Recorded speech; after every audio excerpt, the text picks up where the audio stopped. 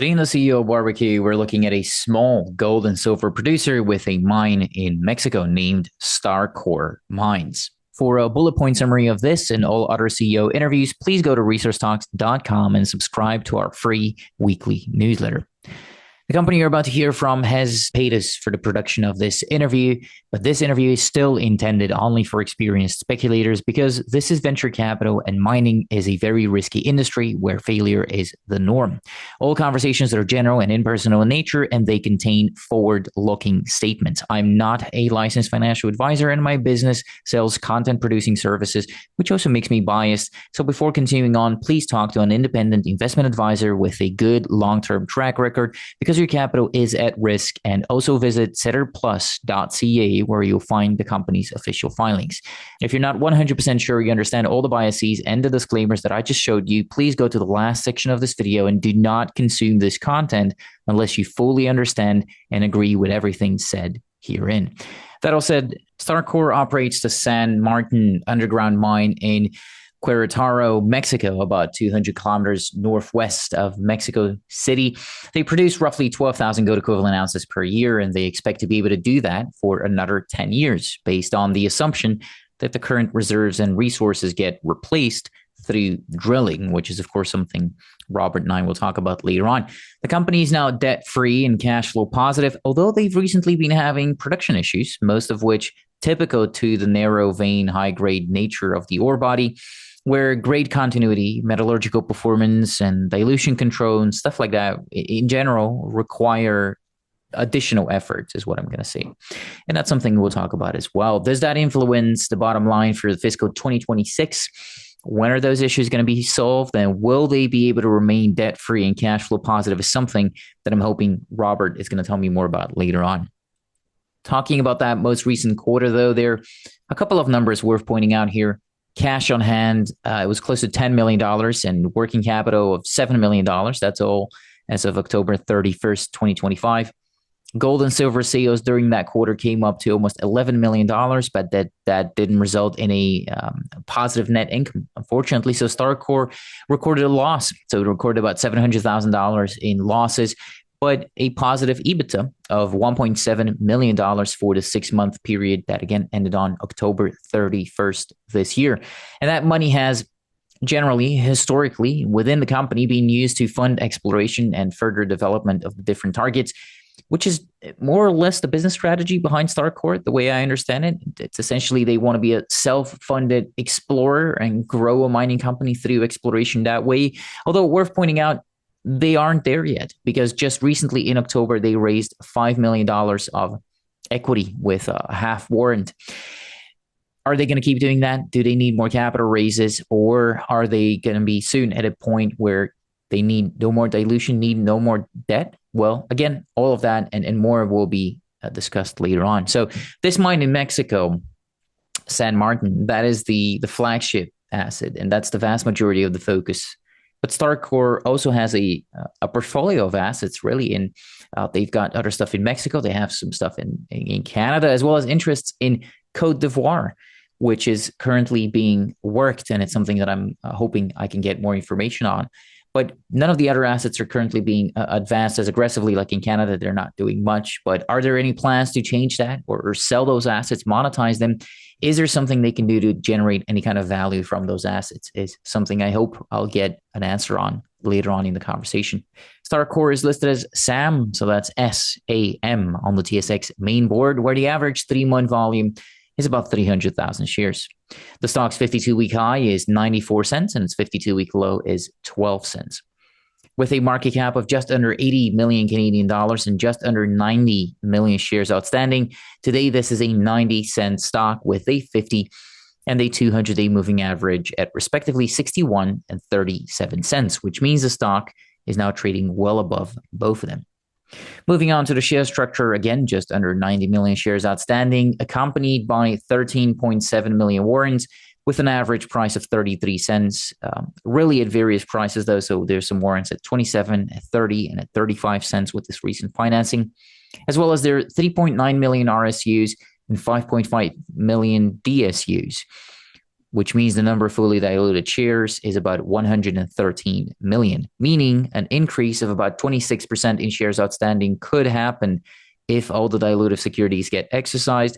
And that would then result in about a 20% ownership dilution if, and that's always a big if, but if all dilutive securities get exercised. And of course, none of this accounts for potential dilution down the road, which again, I'll be asking about later on in the conversation. But for me to get the opportunity to ask anything at all, I will have to get out of my own way by shutting up already. And Robert, I'll give you the word here. But first of all, thank you for sitting down with me today. Thank you for having us. It's always a nice opportunity to speak with people we haven't spoken with and talk about Starcore. Pleasure is mine, and I am looking forward to talking about Starcore, going over some of the basics in this first pass conversation and whatnot. But because it is your first time on the barbecue, I still have to ask, how do you like your steak? Medium rare.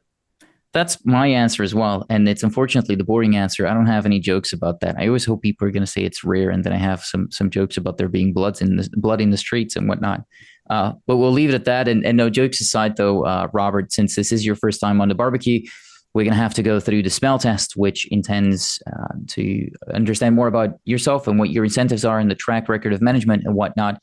And I am going to start off with you personally. Who are you, and have you made more money for shareholders than what you've spent during your career so far? I'm a serial entrepreneur. Started with my own business when I was 19. I've been in the mining business over 30 years. I've been at the helm of this mine for 19 years. We, in the beginning, did everything you would do at a business school, used an HR specialist to find the ideal candidate to be general manager of the mine. I had arranged the financing, and we hired someone from Barrick who didn't make the transition from big company to little company, which is common. It sometimes doesn't work. They're not sure how to adapt into actually having to work themselves, which is a challenge.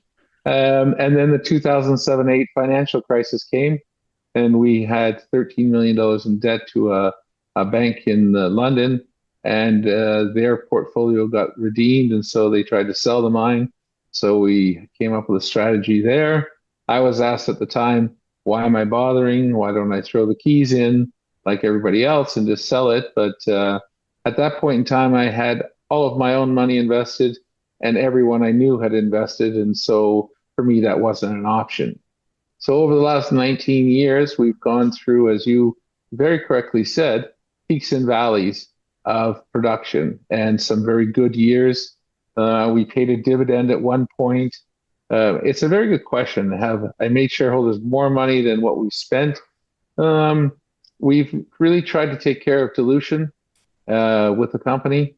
And so it's a couple of points. We had debt by private high net worth individuals. We paid that off. We had a forward for our gold in 2011, which we refinanced and paid off. 2011-12 were very fruitful, and that's when we did the dividend. Personally, I've invested a lot of money back in the company, and at times senior management has gone without paychecks to make sure that everything is carried on. So have we made more money for shareholders? I would say that's a good question. But have we protected the assets on behalf of shareholders? 100%. Have we been creative, innovative in order to protect the asset? 100%.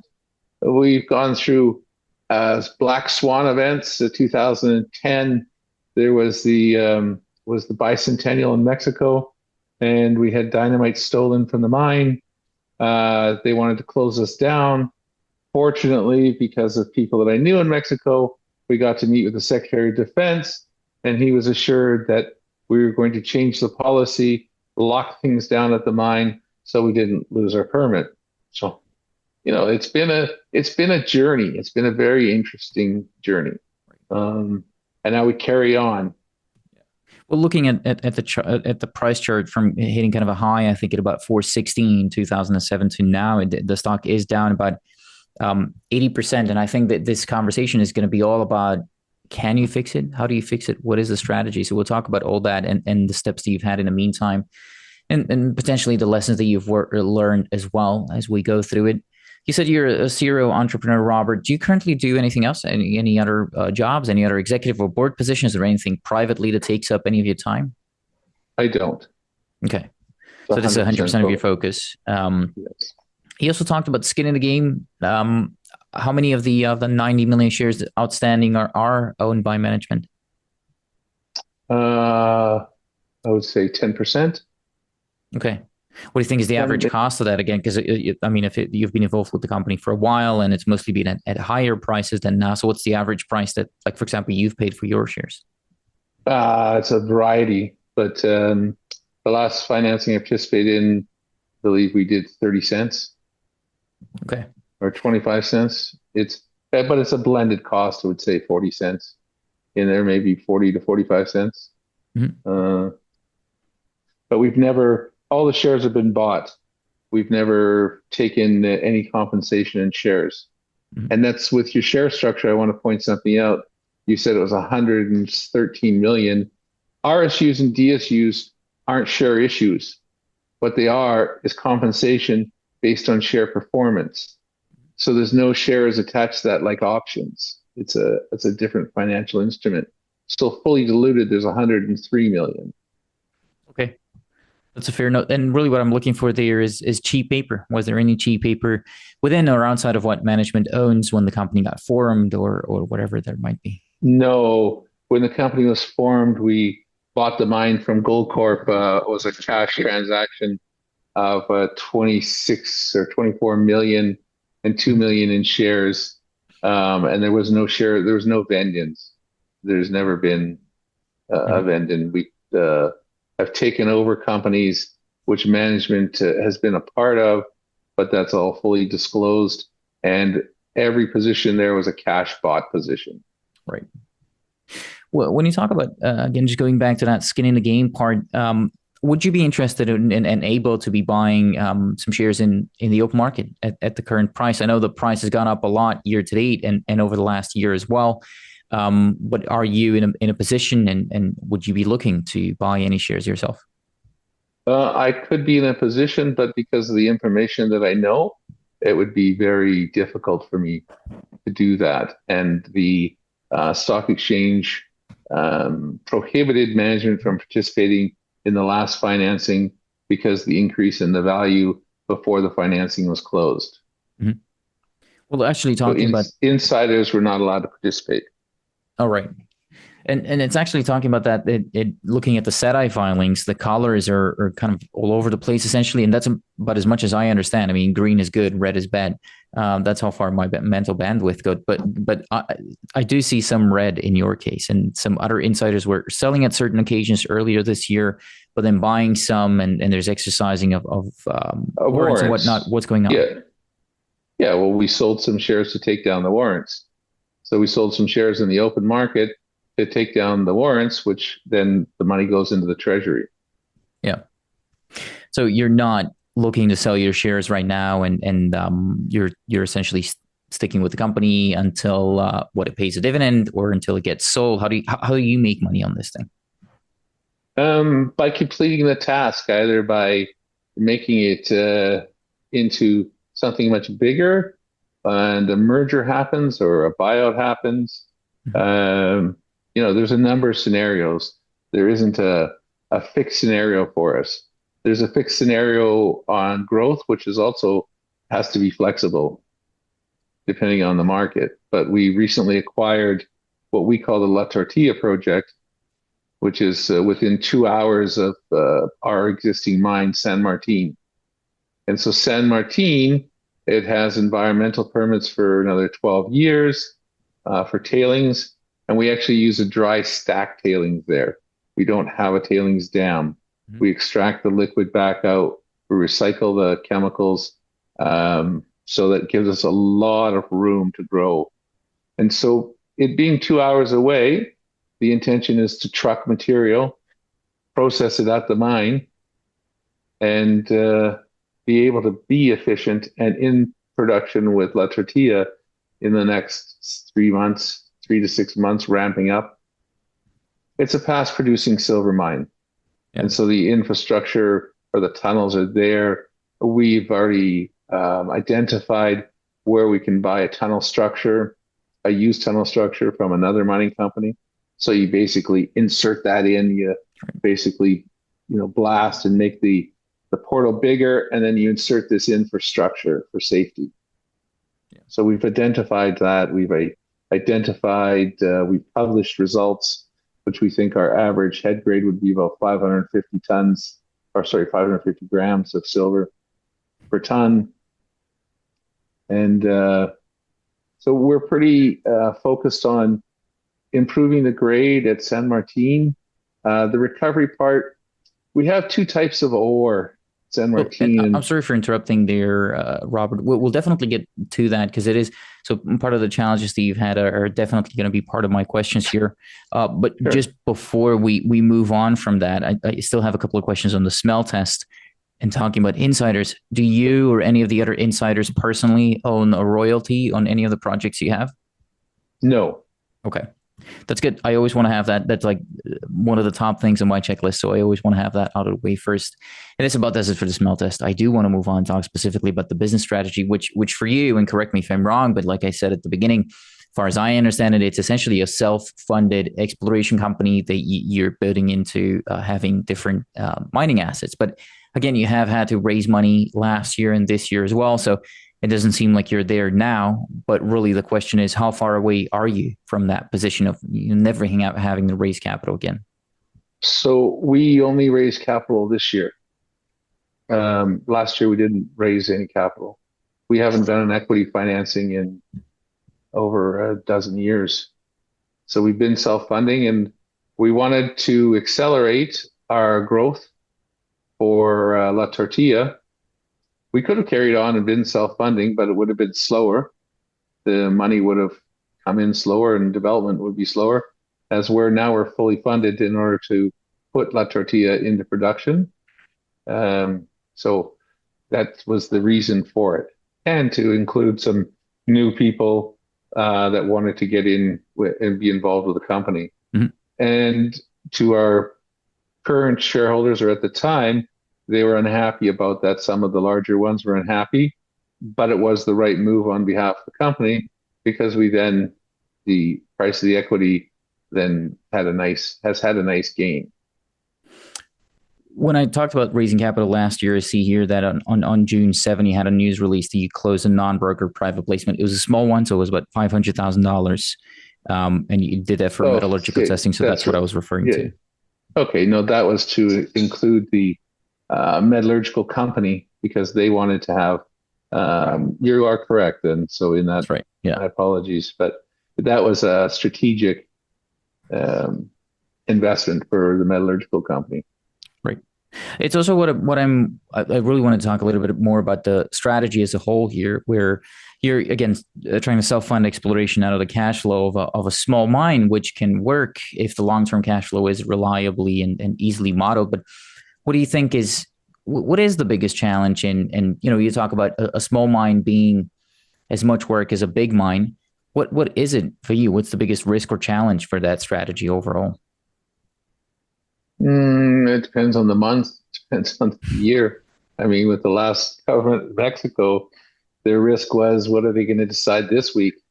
Um, we also have a syndicate, a union, and they're been stable for many many years. But the union leader is old and he'll get replaced. So that they're all components. But I'd say the biggest challenge that we face today would be consistent grade. And we have two types of ore: oxide ore and carbonaceous ore at the mine. And so what we're doing is treating both at the same time in two different methods. So some of our challenges recently have been metallurgical challenges, have been to be, let's say, down to the point. They used what we thought was clean water, and it was dirty water. It had carbon fines in it.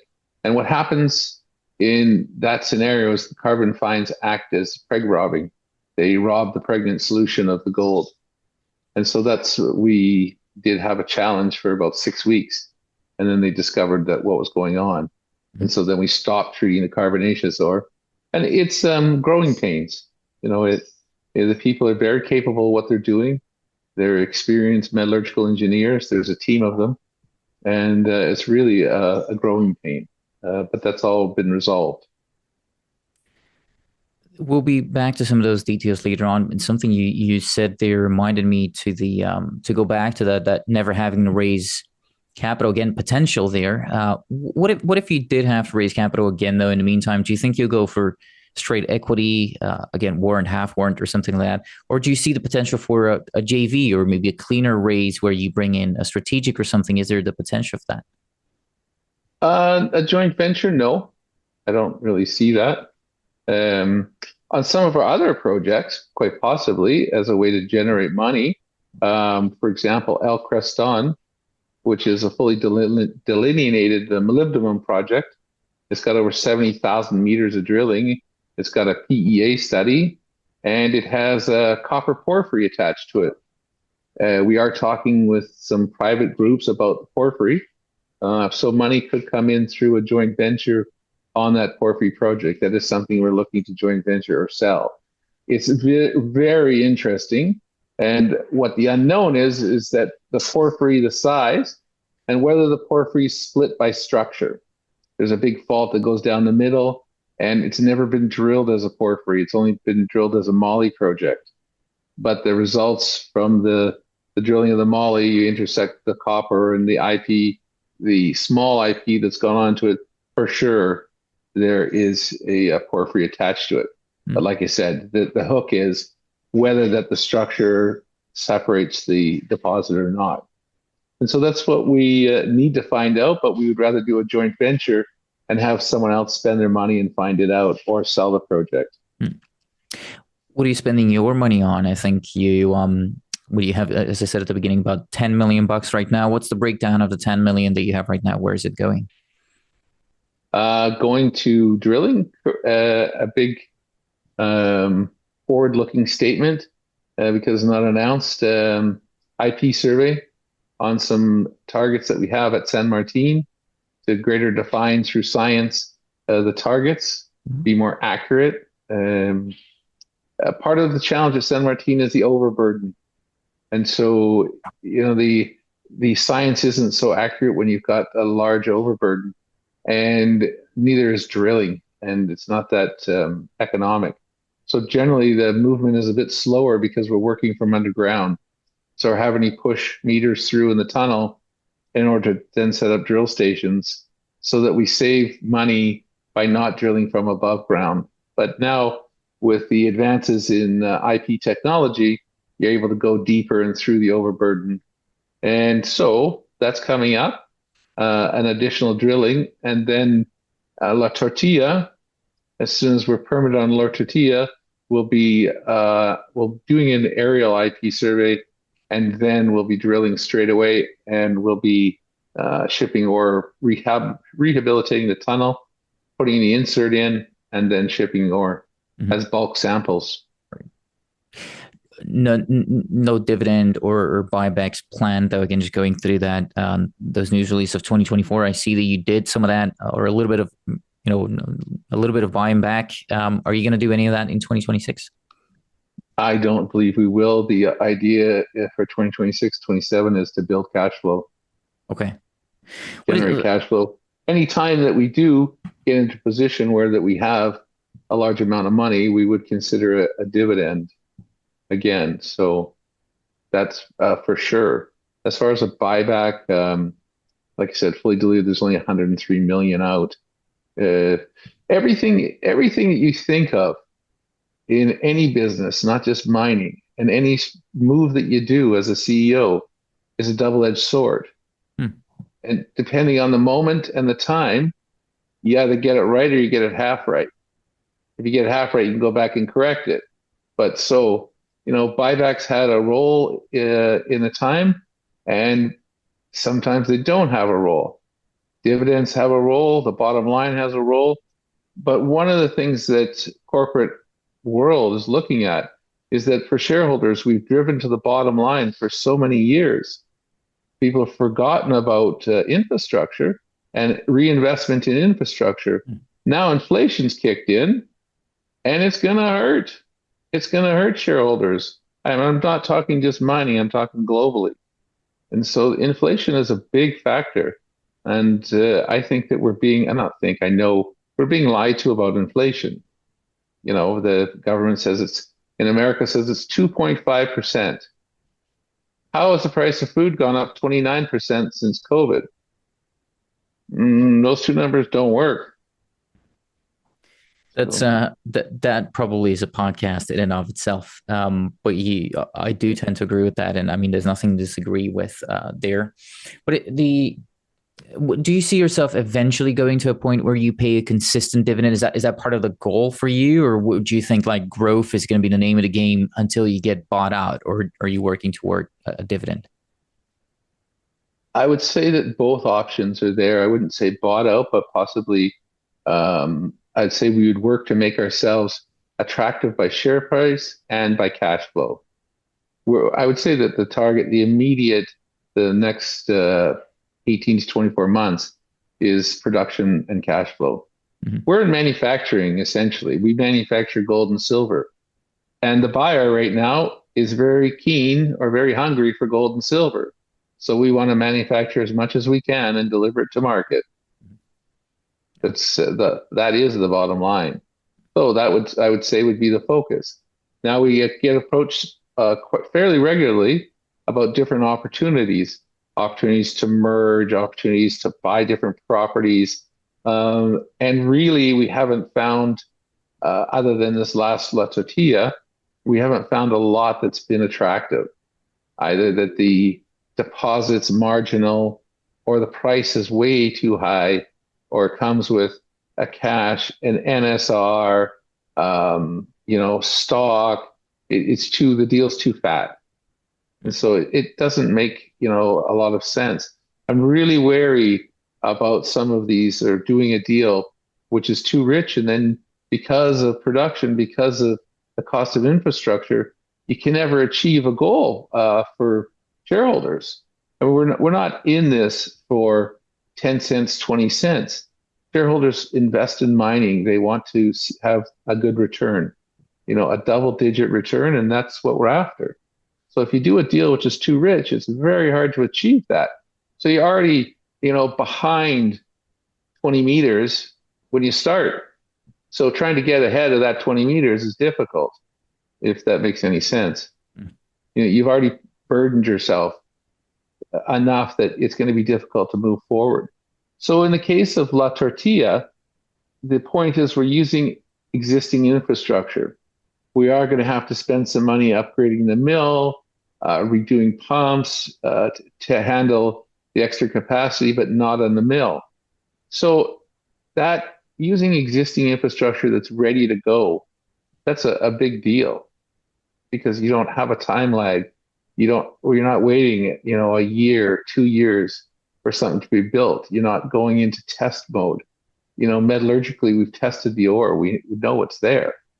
We've already extracted from our tests. Yes, they are bench tests. We haven't done a bulk sample. That is correct. But we're very confident because the ore in La Tortilla also has some carbon attached to it. And the reason people haven't been able to treat it is because they have no facility to deal with carbon, whereas we do. And that's really common in Mexico is carbon associated with silver. Going back to what you said about a deal, what would a potential deal that you like look like? What is it that you're really looking for? Like if I had a magic stick and I can just magic that deal into existence for you, what are you asking me for? I would say something that if we invest, we grow along with you, with a split of profit that's reasonable for us taking the risk. Something is good for both of us. And it fairly represents what each person's putting in, but it's through growth. So La Tortilla, for example, we have 2% NSR, and then it's a lease, which we've paid to like $256,000. We will within a year. and then we have up to 9 years to buy the project for 5 million and the NSR for another 2 million. So for us, it being an old mine without resources there, with the geologist doing, I'd say, 4 months worth of due diligence on the project, for us, that's reasonable. That's a reasonable deal for the size of what it is.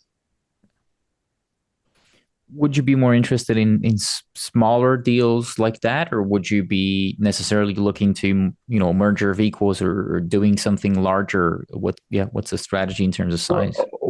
I wouldn't say there's a strategy. I'd say that we're open, and we've looked at it. We've looked at things which are mergers of equals, and it's a difficult task. I mean, these M&As sound very easy, and you look at it and you say, "Oh, okay, well," and then you look at it from a technical point of view. You look at it from a mining point of view, and then a corporate culture point of view, and they're not that easy. And you got to think how it's going to function, how it's going to run. It's a little bit easier now because there's funding available. So if you need to go and raise money in a merger, then that is easier. But it's not as easy as what people say. And when you look at it, there's a lot of factors. Most of it, I would say 85% of those factors are technical issues. The actual deposit itself. What is the lifespan? What is the potential? And then you merge it. And, our cash flow will be very healthy, extremely healthy. So, of course, we're attractive to other people because if they don't have, if it's a private company, they don't have to keep funding it. If it's a public company, then they don't have to keep funding it. They can live off of our production. But we have to think, is that best for our shareholders? It's a very difficult scenario to project for the future. If somebody came along, I'm always open to discussing what I call a win-win deal, a reasonable deal on behalf of our shareholders. And our shareholders would have to vote. And me being a large shareholder, I'd be very vocal, or I am very vocal anyways, about what we do with our shareholders and with the financial community at large. Extremely vocal as to what I think that is fair, or not fair, but reasonable. What's a reason? We call it the reasonable person theory. What's reasonable? I'm not going to take advantage of you, and I'm not going to let you take advantage of us. We've had, people threats in the market of people coming towards us and saying, we're going to gather up shareholders and we're going to come running after you, and I always welcome it. I go, please do it. I'm fine with it because I know it's not possible because we're largely a retail held company. So we don't have institutions. We're, 90% retail. And in that is high net worth individuals. And so all those people have a say, and they're generally educated enough to figure out whether something's a good deal or not. And so I rely upon that. And if it's a good deal and it means that somebody replaces me, I'm okay with that too, and just being a shareholder. So that's what I'm saying. We're wide open. I don't have any, I say, it's not my dream. It's not my life's passion.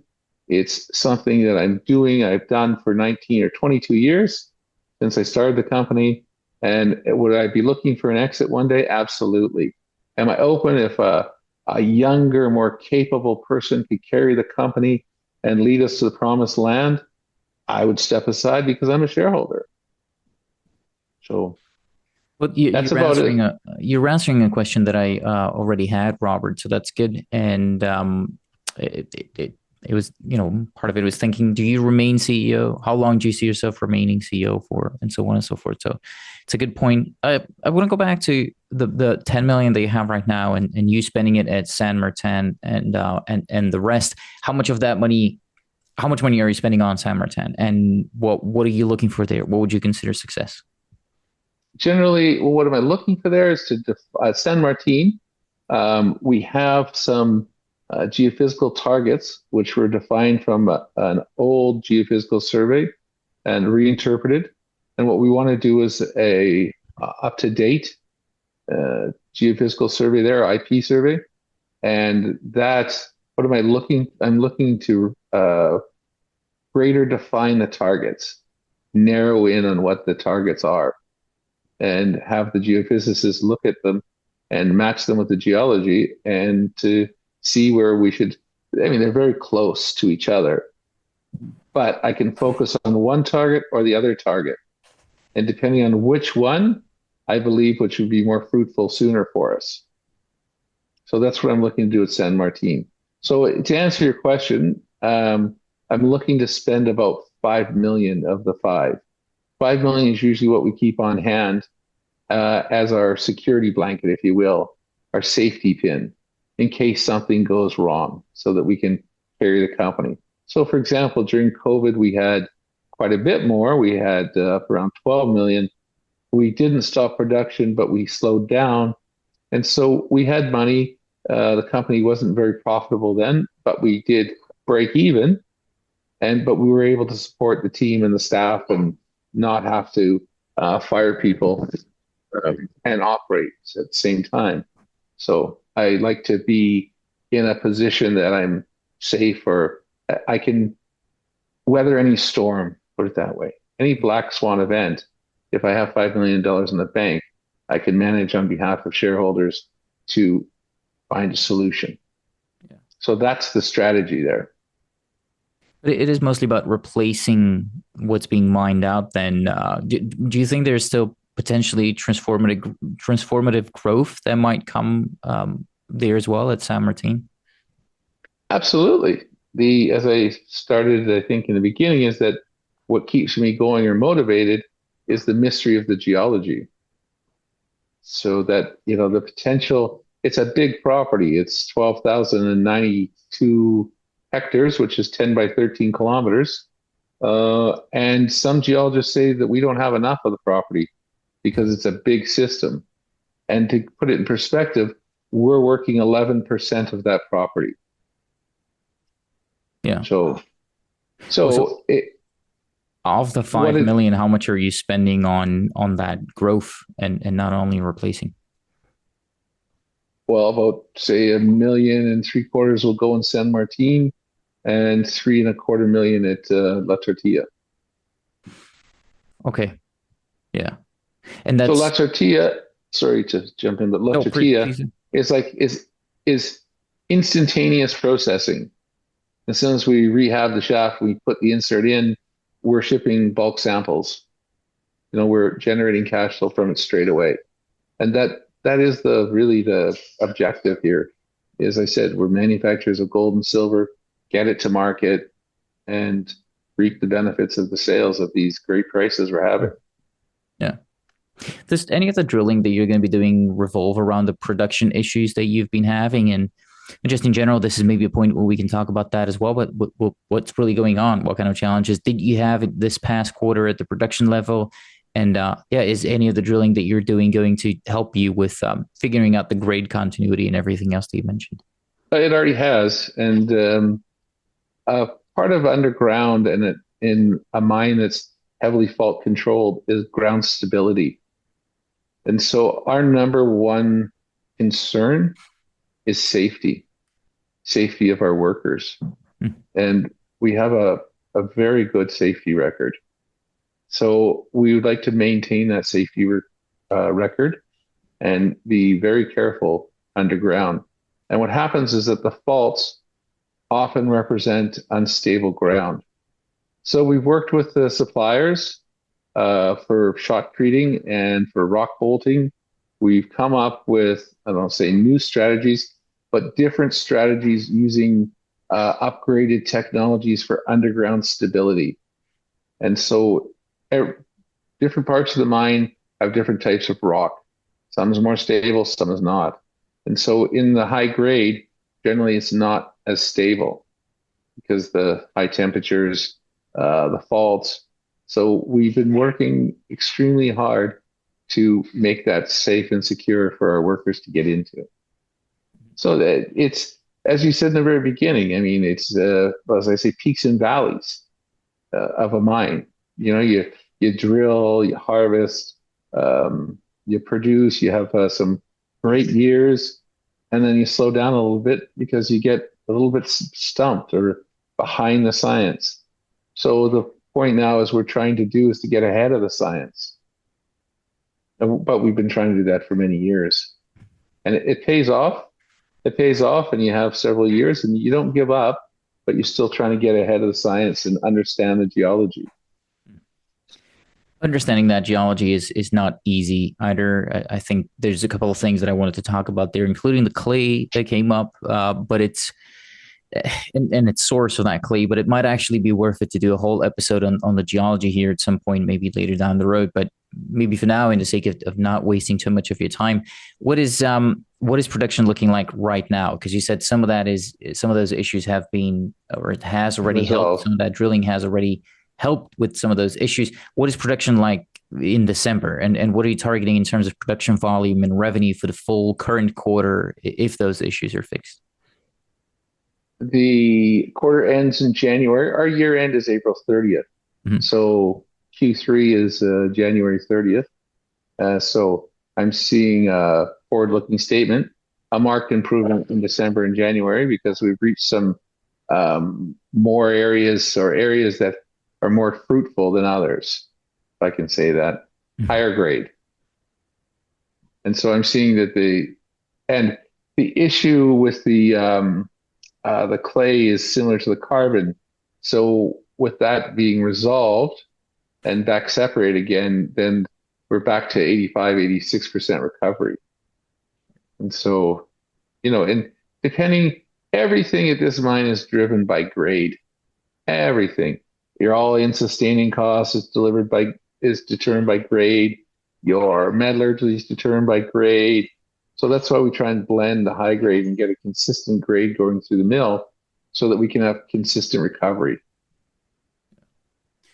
Your cost of production is determined by grade as well. If you count everything together, and I do mean everything. So I know an all-in sustaining cost doesn't really cover G&A and sustaining capex and everything, but just everything else together. How much does it cost you to produce an ounce of gold right now, and how do you see that number evolving over 2026? Well, the number has been quite high in the last quarter, um, but that's unusual. I see our target would be around 2100, 2100 for an all-in sustaining cost. Mm-hmm. How far away are you from it now? I have to see what December and January give as far as production, but we could be very close. Definitely, I see it for Q4. I definitely see it there. Okay. Is grade or continuity kind of the main driver of cost for you, or is there something else, labor, power, consumables, dilution, or something else entirely?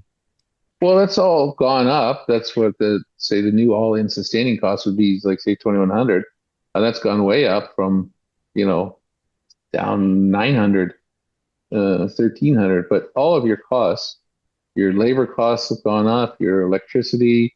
I mean, that's not a, we're on the main grid, so we're fortunate. But even that, the government plays with that as well.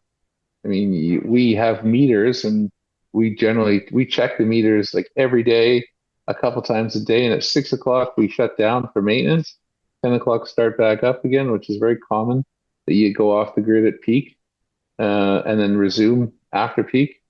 But we have to monitor what the government does there. It's actually amazing that their lack of ability to deliver you accurate information about power consumption. So then we go to them and then we ask them for a refund because they've overcharged us. And you can imagine what the answer is. No. So then we have to go through legal channels in order to get money back from them. How much? How significant is it? Like, how much money are we talking about here? A couple hundred grand. Okay, so it could cover like, yeah, it could Well, cover.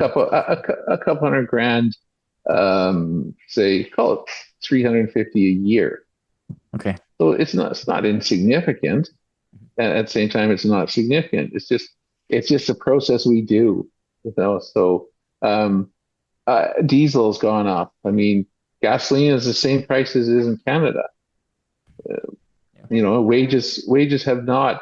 wages have gone up, and at the mine or in mining in Mexico, you're fairly well paid as standards go. You're not as well paid as you were in Canada as a miner, but you're well paid as far as being an engineer in Mexico.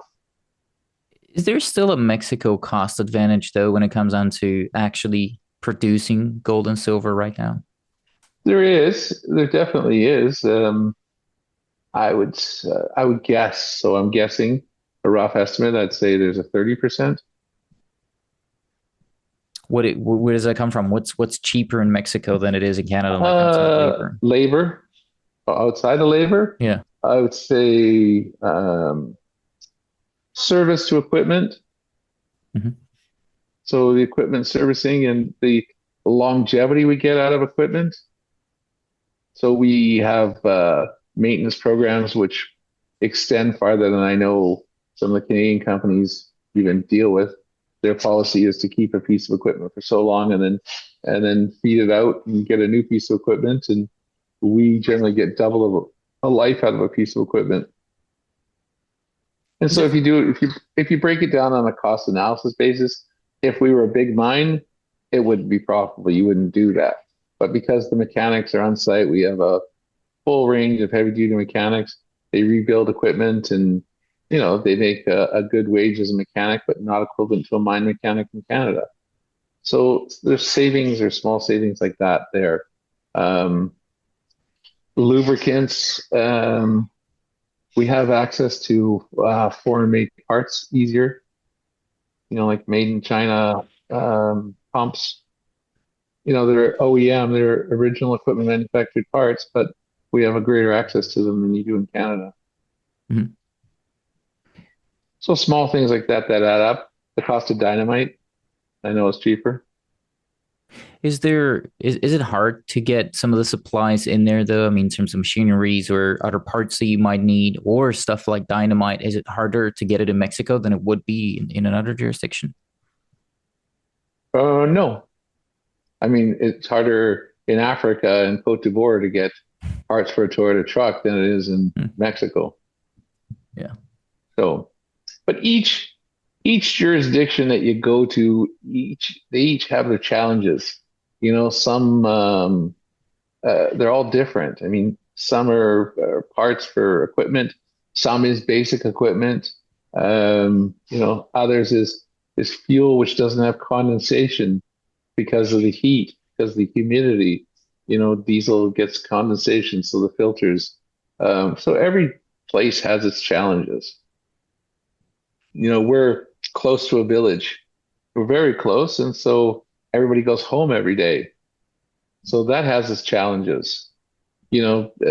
People, basic things like the flu, because the people interact with the people that go to school and people from the community, the chances of sickness are much higher than in a camp setting. In a camp setting, it's more controlled. So everything has its advantages and disadvantages.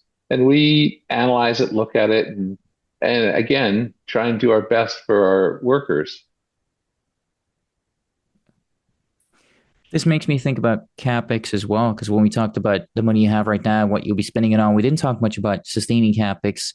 But now that we're talking about your production expectations and costs and whatnot for next year, how much money do you have to spend on making sure the mine's running at the levels that you hope it will during 2026? Um, well, we put that into all in sustaining costs. It's in there. We include that in our maintenance Okay. costs. Um, yeah, we're operating. It's pretty stable inside. I mean, the maintaining the mine is part of just the operations. Mhm. So, and because of the dry tailings stack, look, it's a stack, it's not a dam. Um, it's kind of grows grass, trees, everything. We plant over 7,000 trees, herbs, plants a year in rehabilitation around the mine, even though it's underground. So it's actually quite a very forested green area. Um, you wouldn't, it's not our footprint or our carbon footprint has been driving down quite rapidly. Yeah, that's uh, fair. What I'm really thinking about is, would you see yourself having to raise capital in order to pay for sustaining capex or anything like that in 2026? No, Okay. Yeah. Do you need any additional permits or to do some of that work or any of the new work that you're planning? What do you currently have in hand, and what else do you need? we have everything in hand. We actually don't need anything else. Um, yeah, it's an on with the environmental agencies ongoing. They come and they do analysis. They come and they test things.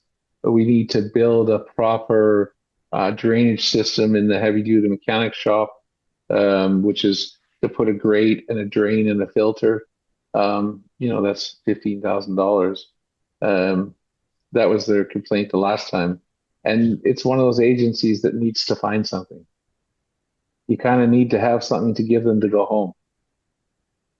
So you point something out to them and say, this really would be better if we did it this way. And they go, oh, that would be very much better. And so the last time was the place to wash down the engines of the diesel trucks. Mm. And so, it doesn't get captured and filtered, and it should. So there's small things like that, but that's ongoing, and that's not like we're not unique. They go around to every mine. Wait, is there? And No, go ahead, go please. ahead. No, go ahead. I was going to say we get labor inspections, we get um, procedural inspections for dynamite.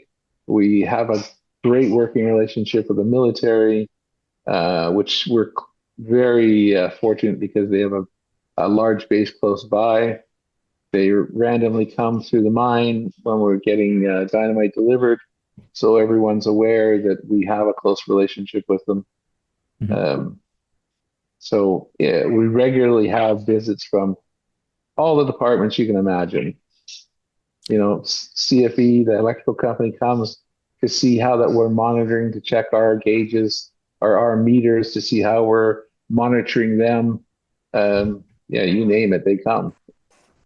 That's exactly where I was going with this, Robert. Is that I was going to ask, is there permit maintenance needed where you have to go through like ongoing water tailings and whatever environmental compliance checks in order to keep your permit in good standing? Is that what it is that you're telling me about here? Yes, yeah, you do have to go through audits and reviews, but again, we don't have a tailings dam, so we Yep. have a stack, and so it makes a huge difference.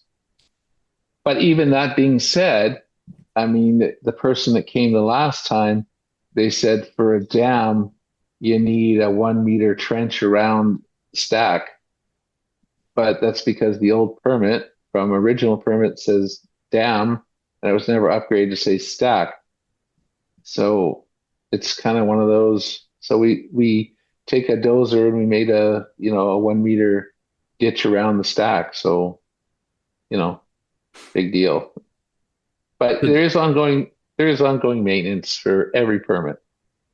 but that's not a risk then to you, where because it says a dam, someone can come along and take your permit away or amend your permit. No, no, we've amended them. Okay. It's just from the original one. So I'm keep in really mind that asking, Robert. no, I'm but really keep asking all that, and I think I'm sorry for interrupting here, but I think it's going to open the door to talking more broadly about everything that's going on in Mexico, which makes me wonder: is there any political risk for operating mines in Mexico right now? no, and I was just going to actually lead into that factor that with the new or the old government for under what we call AMLO, they really took half the workforce of government away. And so the mining sector really wasn't a priority. And so they lost everybody who knew anything. And in the new government under Claudia Sheinbaum, the people some of them are educated to mining and some of them not. And imagine a lot of the people have retired. They got to the point where they said, okay, well, the government doesn't value what we're doing in mining, so we'll just retire because we're 70 years old and we don't really want to work anymore and we've got enough money. And so they retire. So there is a real gap in who works for the government and what they know in relationship to mining. For operating mines, there, I would say the political risk would be an increase in tax, which they already did 0.5%, which was no problem. As far as getting new permits go, the big challenge would be open pits. And even that, the big challenge is because they haven't written the code. They banned them under the old government, and the new government said they'll maintain it, but they haven't written the code as to what it should be. So that's a challenge for open pits. But I do know that someone did get a permit for a small open pit with an environmental impact study, and because the community needed economic input. Yeah. So the current Minister of Economy is very aware. He's very sort of worldly, or more worldly than the previous. And so they're aware of the significance and the importance of mining in Mexico. Having mentioned the community, that's interesting as well. What is your relationship with the locals? Maybe, obviously at the operating mine, San Martin, but also at the other assets across the portfolio. Are you dealing with Ejido anywhere? What does that look like? I can deal with Ejido everywhere. The community, the relationship is good. It's been 19 years. I've always maintained as a CEO, anything that you want to do for the children, for the future, we're there. We're there for it. We built a playground. We inaugurated with the ambassador from Canada to Mexico. We helped the school with bricks and concrete when they expanded. I did offer to put in the internet. They weren't interested at the time, but I refused to give any money. Why no internet? What's wrong with the internet? Oh, they didn't want. It was too much of a leap for them at the time. But it's a small community, so I mean, down the street, say 15 kilometers away, is a satellite University of Arkansas.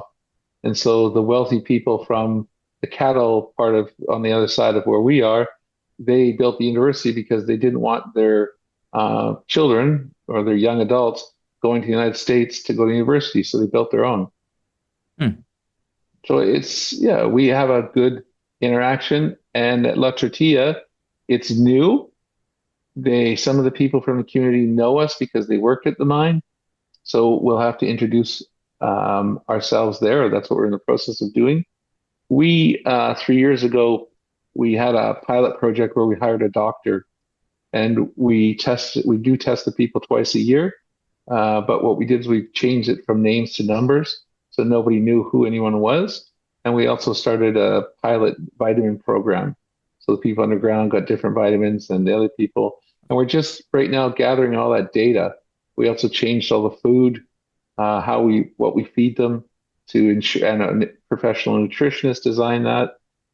So we do have, the people do know me. They are aware that, I care about the people, and we're there for profit because we're a company and we have shareholders, but we're also there caring about the community. So I'm known as to be tough in the way of no money, but I'm also known to be compassionate and care about the people. So I think in being a foreigner in Mexico and mining silver and gold, because it's not exactly the ideal sort of image because of what the Spanish people did and the French people did there, historically, I'd say we have a pretty good relationship. We're known in the country as being a responsible corporation. Water is oftentimes a tripwire, if you will, in community relations. What is the water situation for you? Where does water come from? Are there any competing interests? Talk to me about that. Water comes from in the ground for us, and we have a spring, which we have a permit for, I think 14 million liters. I believe that's a month. And so water is not a problem. We trade the local farmers water for access. So we have their Ejido, but we trade them the water for some access. We also have 43 hectares of our own land, which we would like to grow some fruit on, some Hmm. like sandia, watermelon, and melons, because it's just land that's there, and because of all the water, it's fairly easy. We do have a water specialist on board. We'd love to put in a water purification plant and be able to bottle water and use our own water from the spring. So water is not an issue. Hmm. That's essentially you're saying that because you're there, farmers have more water, not less water. Am I getting that correctly? Well, they don't have the ability to pump the water out of the ground because it comes from, say, 100 meters down. So for them, they have no access to water. So because of us, they have access to water. Because of them, we have access to higher ground. Hmm. Yeah. Yeah, that's actually interesting. How's cartel activity across the assets, and does it influence any of your operations, exploration or actual mining? We call it the people we don't want to do business with. We actually don't use the word that you use, just because in public you never know who you're sitting beside. And they're integrating, as in Vancouver, Canada, the Hells Angels have completely integrated into society. They started that 30, 40 years ago. And so you never know who you're sitting beside because they don't look like anything. They're wearing suits and ties and they look like business people. So we say the people that we don't want to do business with. And fortunately for us, and knock on wood, we don't have any issues. Hmm. You don't look like Hell's Angels to me either, so I guess I should be careful because you never know who you're talking to. I'm going to take your advice. Absolutely. Well, when you're in public and you're sitting in a restaurant in Mexico, we don't use the words narco or cartel. Hmm. We just say the people we don't want to do business with. So, Interesting and world. generally, you mind your own business. You stick to what you do, have a good relationship with the community, um, and that's it. Hmm. That would be a podcast in and of itself. I've just gotten three podcast ideas just off the last 45 minutes or something here, maybe 50, closer to an hour actually now at this point. Um, what is I see your G&A year on year for the last quarter was up 60%. That's an average about $830,000 a month. Do you think it's going to go up more this coming year?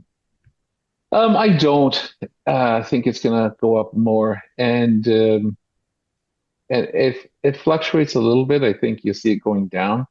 What makes it fluctuate sometimes is the movement of senior personnel, and so lump sum payments when people depart the company. So I don't see that going up. We don't see any big increases or adding senior management. Hmm. We just got a Um, new mine manager at the mine. The previous one retired. So, for example, he's worked for us for a number of years. And so, under law in Canada and in Mexico, he gets a payout, of a compensation of a number of years' work. So, that's where it affects the G&A in a short-term basis because it's counted there. hmm. Well, as you mentioned, food prices have gone up 30% since COVID. So what your paycheck is not going to go up? No, what we do is we have a compensation committee. And what we buy is an analysis of what the market is, the mining market. We figure out where the company is in that, and we try and be right in the middle. We try not to be the worst paid. We try not to be the best paid. We try and just be on average in the middle. And you still want to keep your people motivated, including yourself. What are the KPIs that you use to measure who gets what and who gets a bonus and who gets a raise? What are you? Yeah. What are the objectives? I would have to say it's by department, and I would say some is automatic by the number of years that you've worked at the company. What is it for you Uh, though? Is it tied to like share price performance and market cap? Is it tied to well, production or geology? that's where the RSUs and DSUs come in. So the RSU is tied to stock performance, and the DSU is a fixed number which directors get, and so when they actually leave the company. Mhm. And so that's, yeah, like I said, it's fixed. The RSU is based on performance. Otherwise, it's based on just salary.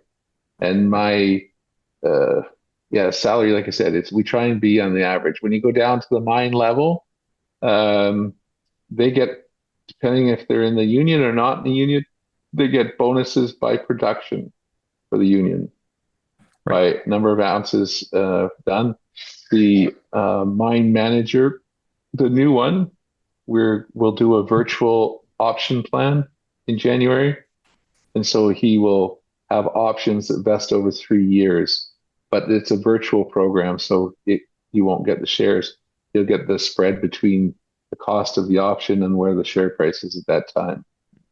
So he has a risk as well, but they're well aware of that. And that would include about 12 people at the mine. Do you want to spend more money on marketing this coming year? A little bit. I mean, not a lot. I mean, what I'm enjoying and what's really helping the story be understood is interviews, such as with you, where I get time to actually talk about the company, and I'm not rushed, and it's not it's not a flash on Instagram or whatever to try and capture somebody. It's in depth, in detail, personal. People get to understand a little bit about the company. Maybe they start to follow it, and then they get a flavor for myself. We try and be 100% transparent and straightforward. If I'm having difficulties, I'm going to tell you I'm having difficulties. If I'm having a glorious time, I'll tell you I'm having a glorious time. Mm. If we're making tons of money, you'll know we're making tons of money because we won't be hiding or candy coating it. But the objective here, as I've said, is the next 18, 24 months to make this a cash machine Mm. on behalf of shareholders, A, to be reflected in the share price and potentially, say, dividends or however it may be. Côte d'Ivoire, for example, um, Mexico's keeping us very busy. Côte d'Ivoire is hard. It's a 24-hour flight for us. Takes 2 days basically to get there and, rested a little bit and settled in. And so it's hard to manage that. And so instead of developing a dedicated team for it, we felt it was better to take it, dividend it out for existing shareholders, and then possibly merge it with some. There's three scenarios. Dividend it out, it stands on its own, it gets its own management. Shareholders of Starcore receive a half a share. That company grows on its own. Second is a merger with an existing company in Côte d'Ivoire, because we have over 1 million hectares there. We have a large land position through three companies. And Starcore is the owner of one of them, 100%, with a 3% NSR. And then it's 35% owner of the other two companies with 3% NSR. So we see that as an opportunity. And the third scenario is to merge it with a company that's in business, but not necessarily in Côte d'Ivoire, but that's generating cash flow in order to fund the efforts in Côte d'Ivoire. Mm. You're front running my questions there. I did have that on my list, but we'll do a little bit more detail on it because it's interesting. I recently visited Côte d'Ivoire myself, and so I do have a couple of questions about that. And just to your point about in-depth interviews, I obviously agree wholeheartedly with that, and not to toot my own horn, but here people even get to know what the way you like your steak and what kind of food you prefer. So talk about in-depth and transparent. Looking at the online sentiment, though, Robert, just before the interview, I was looking at what people are chatting about online about Starcore. I've seen on multiple occasions people complaining about the speed, the cadence, and kind of the quality of your corporate communications. Presentation is not on the website, and so on and so forth. So, is that something you'll be spending more time on, kind of trying to communicate more and more quickly, and having that presentation on the website and all that? Is that something you want to fix in 2026? It is, and there's a good reason for it. I mean, there's a number of things that are material that would affect your view on the company that aren't in the presentation, and we took the presentation down to fix it, and then a number of challenges came up with what we wanted to say in the presentation, Either they're a forward-looking statement or they had a tax implication. That's what we're going to do. So we took the stance, well, it's better just to back off, do it properly, and put it up. And at the same time, the website's being redone as well. Hmm. So as far as being slow, I would say, yeah, okay. There's always criticism. If I did it fast, if I put one up and I took it down because I had to redo it, then why did you do that? Mhm. So there's always going to be somebody that's unhappy. But over the last 22 years, there's always been a directive and a method of things being done. And because we're a public company, it's like you asked me, am I in a position to buy more shares? Yes, I am. Can I? No, I can't. Because the information that I know, it doesn't allow me to because of the rules and regulations around public companies in the stock market. So the presentation, let's hone in on the presentation because people have been after me for that. And the presentation, it had some statements in there which that have changed and some, I would say, figures and financials that I need to split apart. I need to split Côte d'Ivoire away from. So now, what many shareholders don't know is that the Securities Commission looks at those. So does the stock market look at those. The TSX looks at those presentations.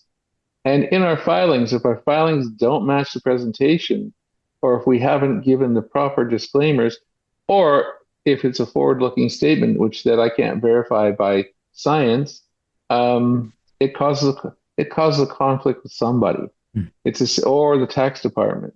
I mean, that's the complexity of presentation. They say, well, other companies do it.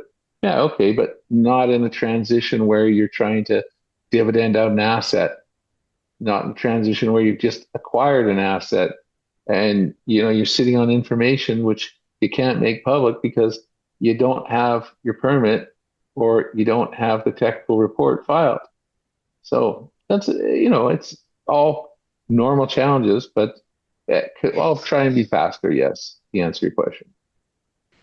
We didn't talk much about the other assets, which I think you will talk more about in the process as well. And you have quite a diverse portfolio, not only Cote d'Ivoire, both again geographically, but also geologically.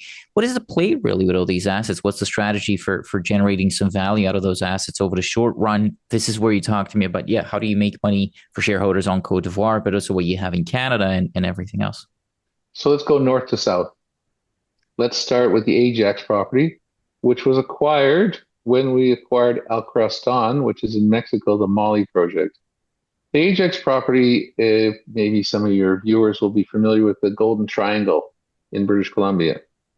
The Golden Triangle is become very interesting because of the discoveries that have been made there recently, the geological setting, and there's many discoveries on what they call the red line. And the red line cuts through the Ajax property or very close to it. And it was seen as a Mali project.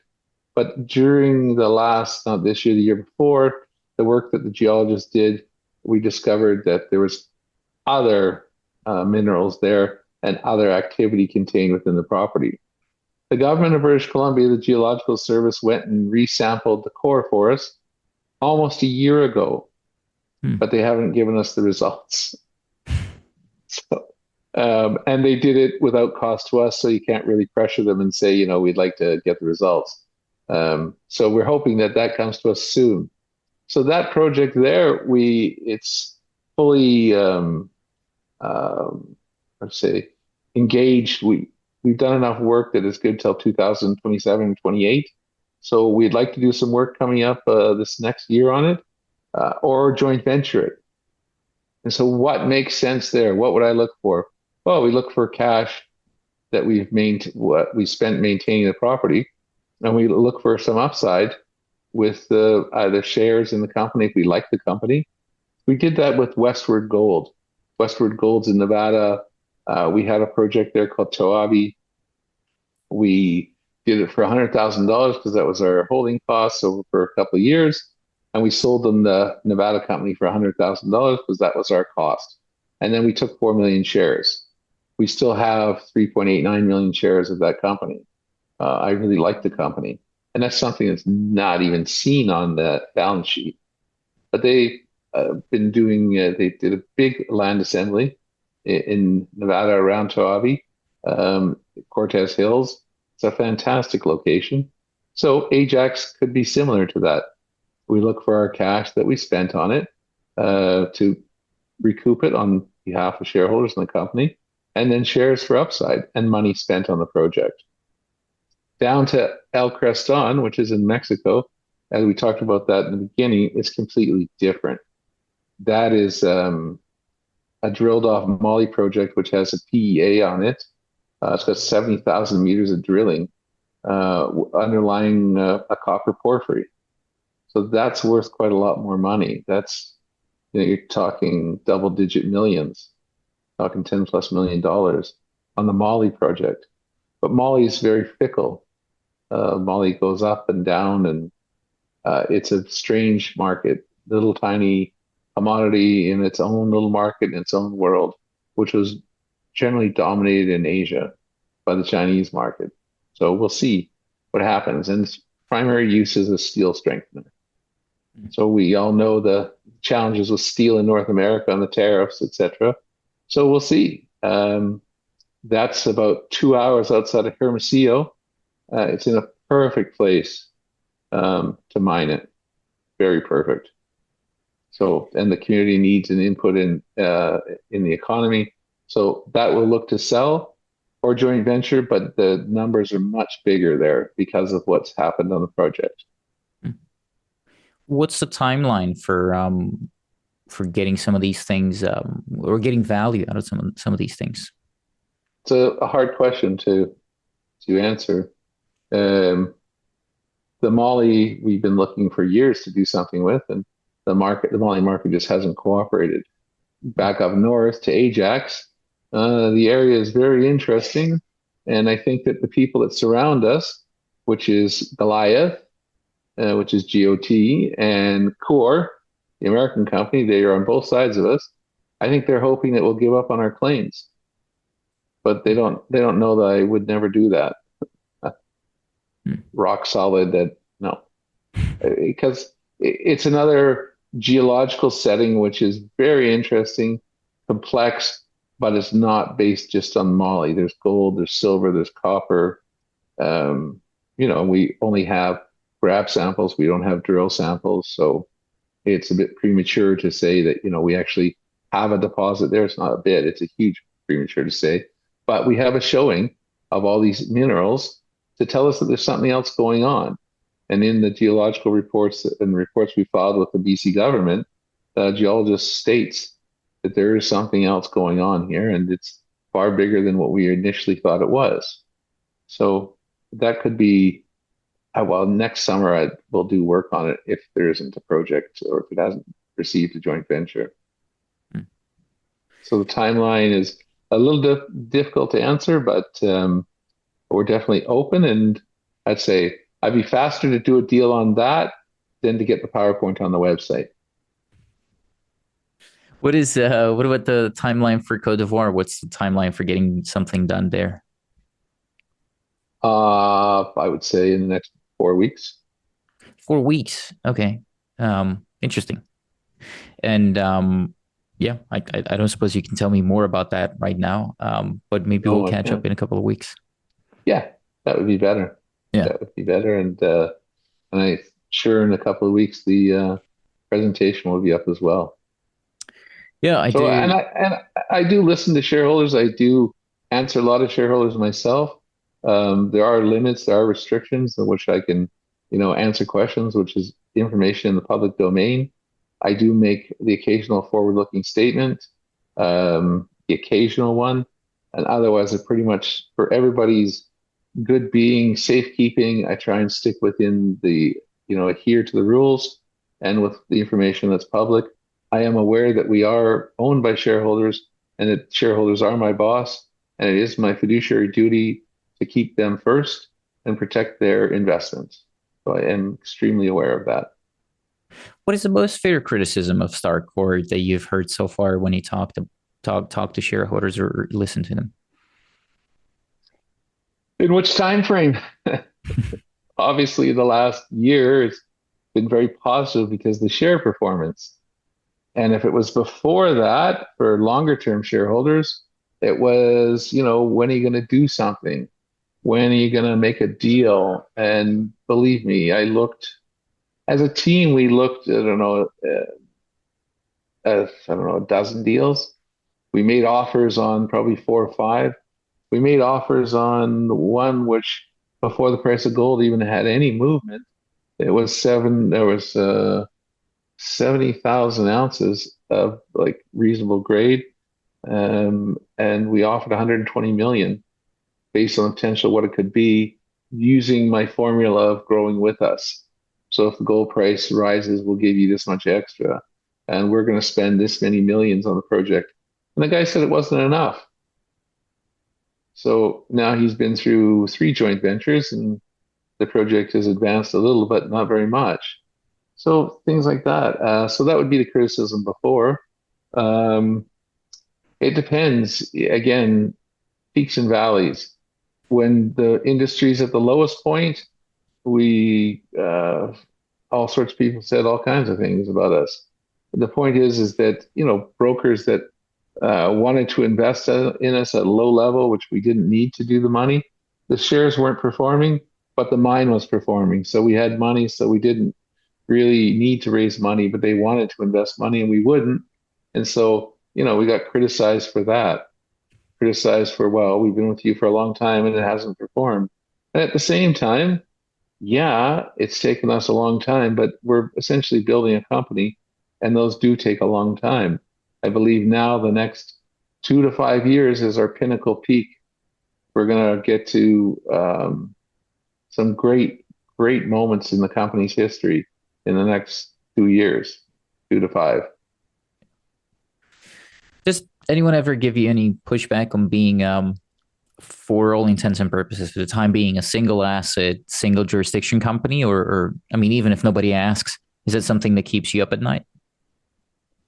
That's why Côte d'Ivoire came about. Was that because the government in Mexico, under the previous government, AMLO, that's why I diversified to Côte d'Ivoire. The deal came to us with very friendly terms. And then that's why I decided to diversify at that point, was just what you said. And now the other opportunity, La Tortilla, has come and it's much more stable under this new president. So I feel much better about it. But yeah, we do get criticism for that single jurisdiction, Yeah. single asset. So La Tortilla gives us two assets in the single jurisdiction. Do you see yourself not solving that part of the equation as well? But finding or taking over a producing mine outside of Mexico. That's I'm not going to say no. But I'm going to say that we're open to it. If that would make sense, and if that would be a benefit to shareholders, then absolutely. Hmm. For the company to grow and an opportunity came along, how would you say, like a merger of equals or close to, and it was say a win-win or how would you say, a reasonable man theory, a reasonable person theory, for sure. Hmm. No, we're open. We're open to opportunity and possibility. Peaks and valleys. When should you change the name of the company to Peaks and Valleys? Actually, that would be more fitting. You know what Starcore is? Tell me. I always like knowing what the name is. So in the beginning of mining, or at the very beginning when we went to motorized, we had pencil core was the width and the diameter of a pencil. So you go off to Eastern Canada, for example, where in Newfoundland they keep all the core. The government keeps the core from every project. And it's an incredible thing they've done there because you go look at a project and you can go see the history of the project by the core and it's maintained by the government. So the active companies have to pay something, but the ones that aren't active don't pay anything. So Starcore is a different size of core. So That's interesting. I'm still going to stand behind my suggestion about peaks and valleys, though I heard it too many Okay. times today. Yeah. Well, it's just the best way. I always try and come up with ways to communicate the story easier and to allow people who are not in mining to understand the challenges that we face and why fluctuations. I could use pinch and swell. The veins pinch and swell. But I like the sound of peaks and valleys better. No, that is fair. That is absolutely fair. I think if the conversation leaves more to be desired, and I'm sure we're going to have more conversations in the next 12 months or so, Robert, you and I. So I think I'm gonna let you go here. It is almost Christmas, so I'm Great. not gonna keep you away for too long. What is your most fair criticism of me? What did you come here hoping to talk about that I failed to bring up? I don't think for this first interview, I don't think that we've missed too much. I think as some events happen, I think there'll be more to discuss, and then I can unfold more of the this development strategy. Um, from the interviews that I've watched, I've enjoyed them because they're in depth, and the questions are more about getting to know the company and getting to know the person, the style of management, which is really important. I mean, we can all, if we all had 25 grams per ton and the metallurgy was easy, even if you mess up 5 grams and you're down to 20, it's still easy to succeed. But that's rarely the case in mining. So, it really comes down a lot to the team that's behind. So, Yeah. Getting to know the person, that's something that I say a lot as well. Is like, someone can put on a sales face for 10 or 20 or even 30 minutes. And if you're really good, maybe 35 minutes.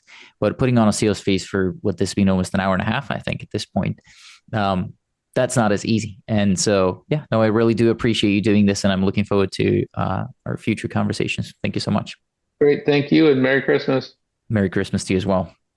Bye bye. And as always, thanks to everyone for watching Resource Talks. I have a couple of more things to say, though. The fact that this company was interviewed here today does not mean that they're necessarily a good or a bad company. I'm not here to endorse nor attack anyone. I am simply here to ask some questions. If you find that I have failed in asking a question that you would have liked to hear an answer to, which will happen as I'm not an experienced interviewer, please let me know and I will try to correct that mistake in a future interview. As mentioned at the beginning, please understand that mineral exploration and development is an extremely risky business. Losing money is the norm and should be the expectation. This is a very complex sector, and the performance of individual companies typically depends on many different moving particles, including company-specific factors like geology, financing ability, and many others, really, as well as particles that are outside of the company's control, like geopolitics, macroeconomics, commodity prices, and many more, most of which are nearly impossible to fully understand. Moreover, these companies that typically get interviewed on Resource Talks are in the pre-revenue stage, which means they rely on the public markets for the financing of their operations, which could result in shareholder dilution. Furthermore, as a general rule of thumb, you'll be better off understanding that all company communications online, albeit this interview or their website and their presentation and their social media accounts, or even the social media accounts which you thought were your friends and then told you about a stock, everything really that these companies do is intended as marketing. And although I do not make buy or sell recommendations because there is a clear conflict of interest given the nature of my business, many out there do. And you should be aware of that inherent bias and you should be careful out there.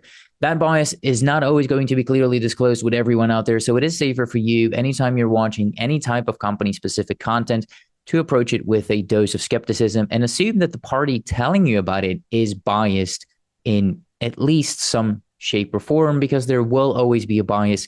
Again, albeit clear or not. So always ask yourself what the incentive of your counterparty is and never rely on them regardless of their incentives, but instead double check if what they're saying is true, again, by using setterplus.ca. The fact that I have no idea what I'm doing should already be clear to you at this point. I am not saying this to make jokes or laugh with myself. I just simply do not have a long enough track record of consistent investment profits. So I should, under no circumstances, be considered an authority on anything. Again, although this may sound amusing to you, believe me, it is not amusing and it is not intended as a joke. I'm simply pointing out a fact and warning you not to rely on anything I do or say. Unfortunately, at least to my understanding, nobody out there has any special abilities. The CEOs do not possess any superior knowledge, and they cannot know about what will go up, what will go down, or what will go in circles. Some people even believe that to be rule number one on Wall Street. Nobody really knows.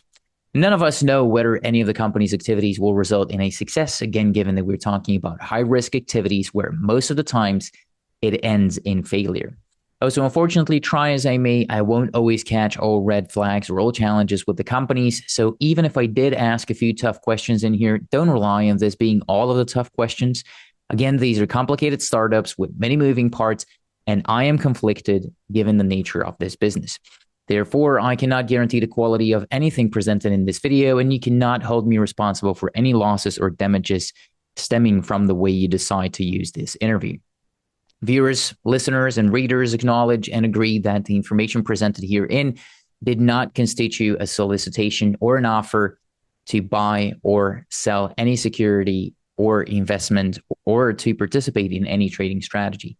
Resource Talks and all parties involved in the management of the business strictly disclaim any and all liability for losses and or damages, whether direct, indirect, special, or consequential, or other consequences, however so caused, arising out of any use or reproduction of the content published by Resource Talks or any decision made or action taken in reliance upon it.